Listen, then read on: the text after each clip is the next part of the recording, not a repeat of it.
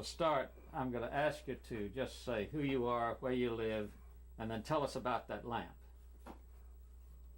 You ready, Jamie? We're rolling. Go, okay. I am Melton Ballard. I live at 724 Knockaloola Drive, Gadsden, Alabama. Could you tell us about that lamp? That lamp has been around our home since I was about 8-year-old. And me and my sister would get I'm going to stop you doing. Could you start off again saying that lamp has been around since I was 8 years old, and how old are you now? You see? 78. All right, then start when I just drop my hand, that lamp, okay? That lamp has been around the home since I was 8-year-old.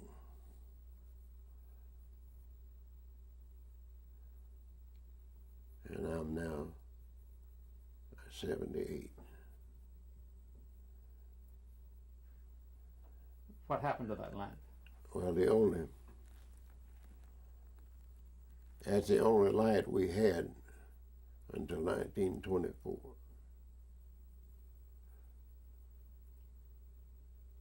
Okay, we're going to start again, and I want you to tell me, you were telling me with a lot of life that about your sister and you're gathering around and doing your homework and so forth. So just tell me all about that. Yes, we had a bench behind a table and when Mother would get through with the dishes, cleaning the dishes, and me and the sister would get our books and get our homework, sit on that bench. The light from this lamp's the only light we had to get our homework, which was kind of rough, but that's all we had. And we did it and made fairly good grades. Could you tell me about Mr. Carson?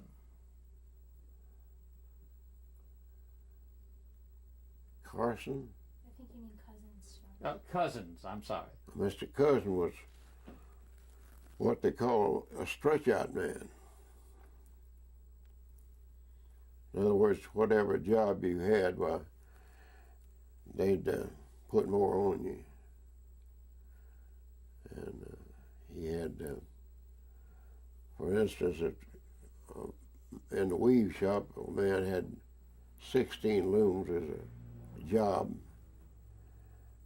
And he stretched them out to where a man would have to run 35 or 40 looms. And the company would furnish a person to fill the batteries and take off the cloth.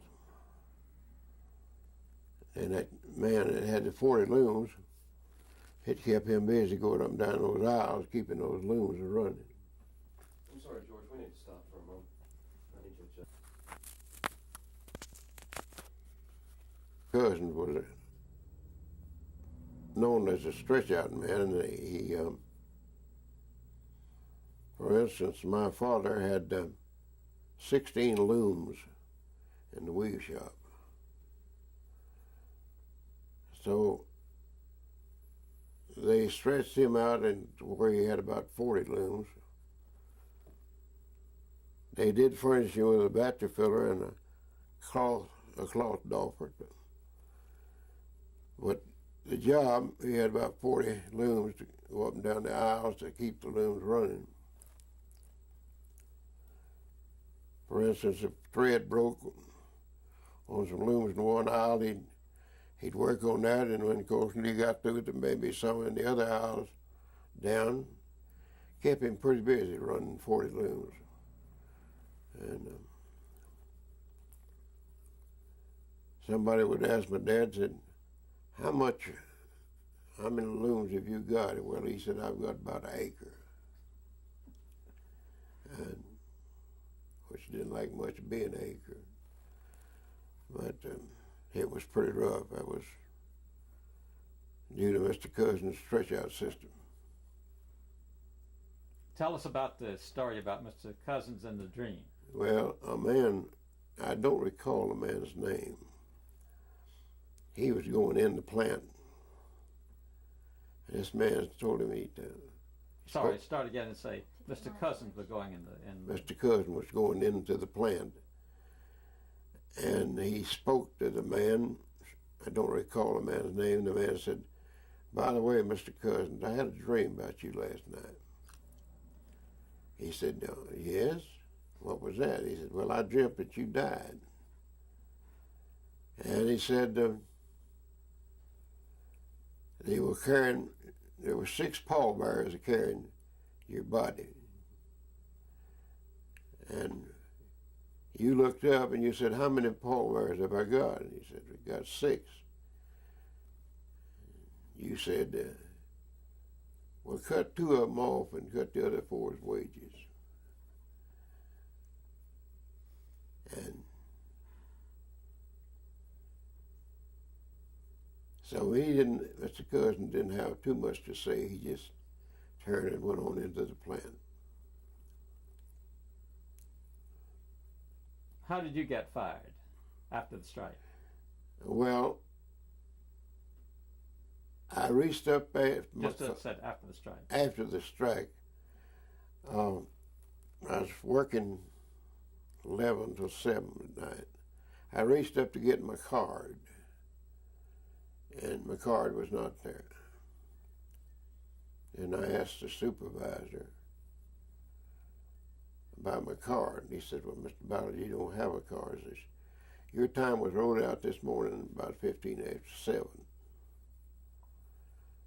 And I asked, was I discharged on account of joining the union? So we can't tell you that. Says, all we can tell you, time was ready, and we fixed it up for you this morning at 15 after 7.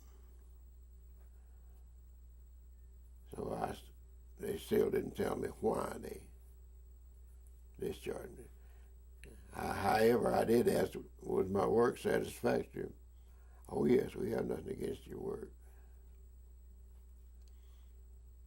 But all we can tell you, your time was ready." How long after the strike was that? Well, I don't know exactly. I don't know exactly how long it was. Could you tell us about what it was like on the picket line?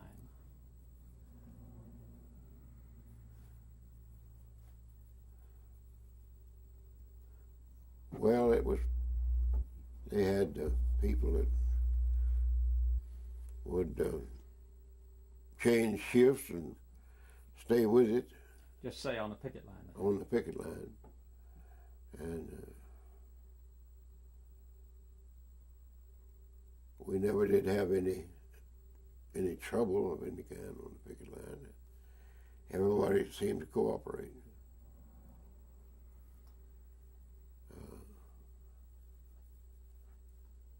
I don't recall how many people we had on the picket line.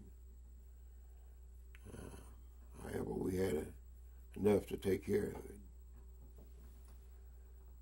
Was there any opposition? Yes, now it was times that they tried to stop somebody from going in, but anyhow, it was quieting down pretty quick. And of course, we did allow the supervisors and management to go in and out, but we didn't allow anybody else to go in.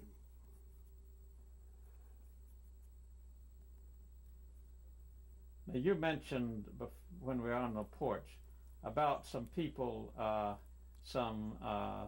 who were strike breakers. Could you tell us that story about the strike breakers?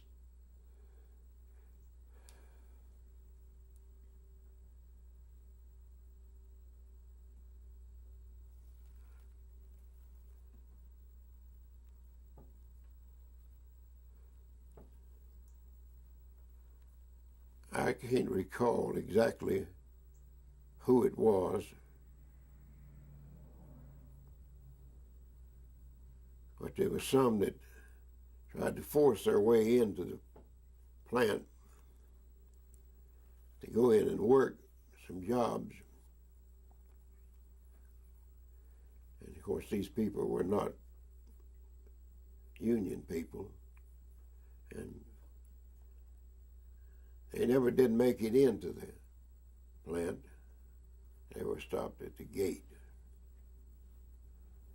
And like I say, it's been some time, and I don't recall their names or how many it was. But out on the porch, you were telling us about some strikers who got waylaid by people who were non-strikers and beaten up. Yeah. Could you tell that story? Now that man was the head of the bunch that was beating up these union people. They just catch a man out by himself, and there'd be 3 or 4 people would grab him, and they'd give him a good whipping, and they would, of course, he probably didn't even know who they were, but that happened several times. They would catch people out like that, union people, and beat them up and try to discourage them, try to keep them from staying in the union and on strike and all.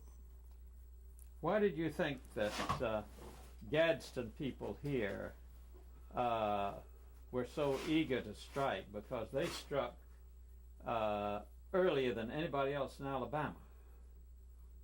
Well, that is true, but they only think... Just say, Gadsden did strike early. Gadsden did strike early. That's true.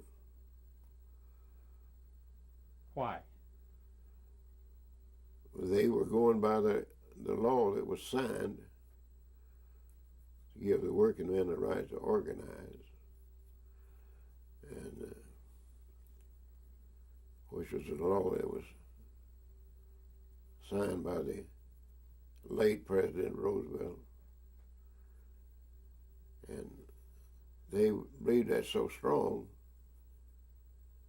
so that's why they stayed with it and come out on strike to get the company to recognize them.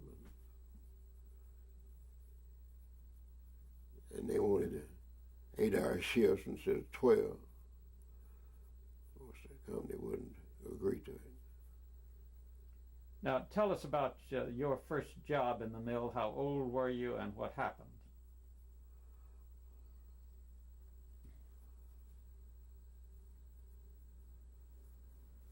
Oh, my first job.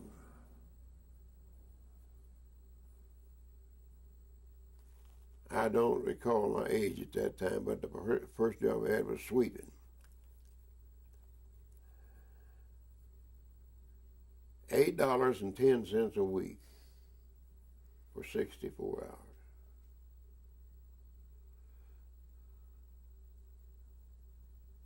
That was my first job, was sweeping.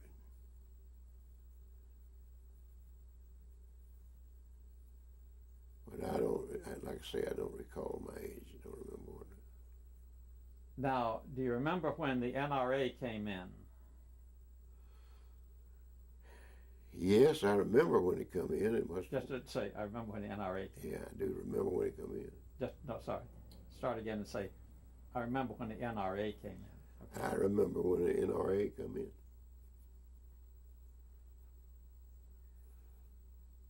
What happened? Well, that's another thing. The people were enthused about it and really stayed there on the picket lines and everything, because the NRA was another thing that was backing the people. I do remember that. Did you go to any of the union meetings before the strike? Not very many. Not very many. Could you talk about those meetings and just say, well, I didn't go to many meetings, but... I didn't go to very many meetings. Could you describe any that you did go to? Well, the members were wanting the wages raised. They were wanting the hours cut. And that was the main thing that was wanting to be recognized by the company, in which the company didn't agree to it. Now, we have been told in other places that the mill villages, when the workers were pretty well split up, the company would do favors for some of the people so they wouldn't go into the union, then they'd get to the people in the union, and there was a lot of bad feeling. Could you talk about that?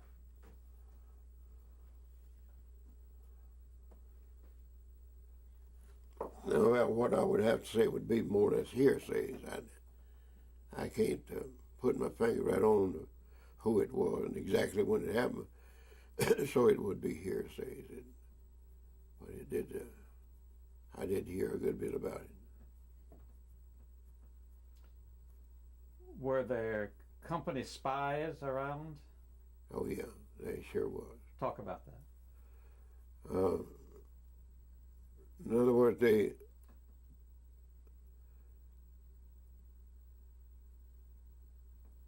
as people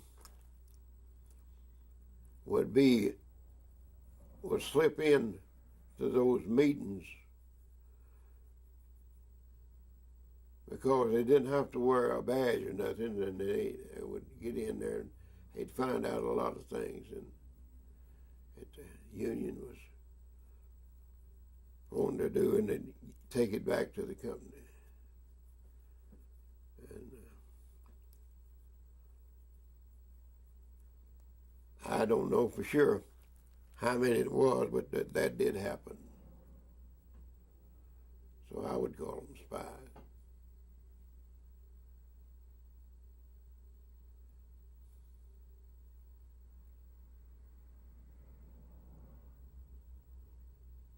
Yeah, we had lots of that going on. Did you ever hear your father talk about that? No, he never did. He never did talk too much about it. However, he did talk some about it because he was displeased about it. Now, what role did your father play in the union? Well, best I remember, he was. The best I remember my father. Yeah, best I remember, my father was just a leader. I don't know if he had a name, but he was a leader in the union. Where did he get his ideas from? Where did he get his ideas about the union from? Well, by listening to the radio. Just to say, well, my father got his ideas about unions by, okay? Oh, union spies? No. My father learned about the unions by listening to radio or whatever. Yeah, my father learned about the union by listening to the radio and reading the paper. That's about all I know about that. But he did keep a close check on it. Now, Gadsden was a very tough town at that time. Could you talk about that? The newspapers were against you, the mayor was against you, all of this. Could you just recite all the people that were against you and say it was a tough town? Yeah, that's true. It seemed that the even the sheriff and all was against the Union. And, well, the leaders of Gadsden were against the Union.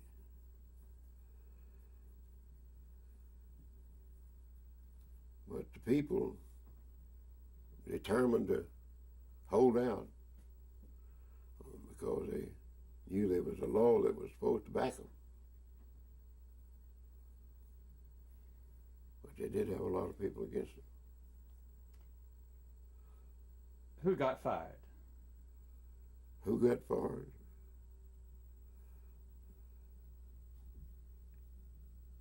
Well, my father, for one.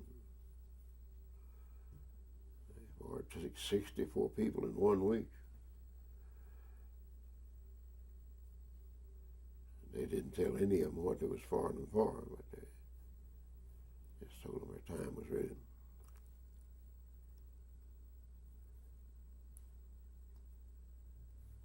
That was one of the big reasons, was the strike. Letting people go, discharge them, without a reason.